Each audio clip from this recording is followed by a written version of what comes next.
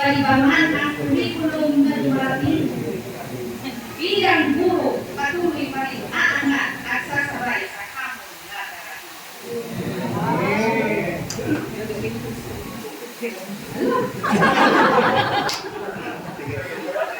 hindi man madali ang bawat transition.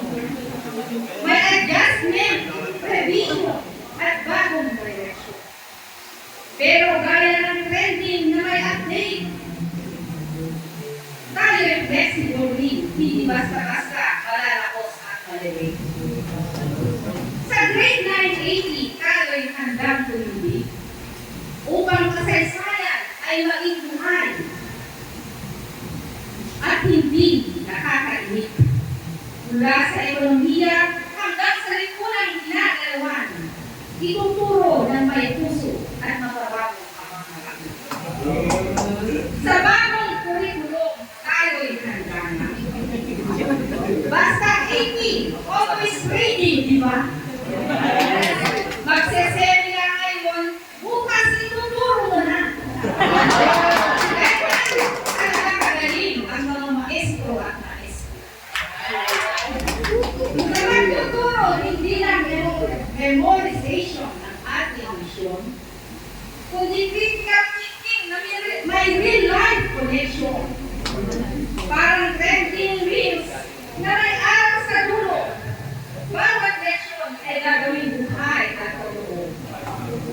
Kung may plot twist man ang edukasyon ngayon, tayo ay sasabay, hindi uurong sa hamon. Di tulad sa ibang namumuno, kabulan dito, barilan doon.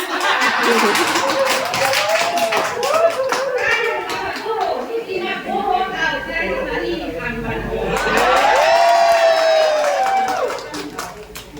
Sa init ng panahon, pawis ay lumaragasan. Pero sa seminar na ito, walang gustong umuwi agad basta-basta. Buti na lang, may mga speaker tayo na buhat sa mga lingkod. Walang binatbat si Idol Nico Lapid at Pia Cayetano Lapid. At sa aming pauwi, hindi lamang papel ang aming dala, kundi bagong kaalaman at araw sa tunay na mahalaga. Ang karanasan ng aming natutunan at aming kabahagian upang mapayabong ang isipan ng bawat mag-aaral ng bayan. Kaya heto ang ating commitment na tunay. Magtuturo ng puso, husay at saysay. Revised K-10 curriculum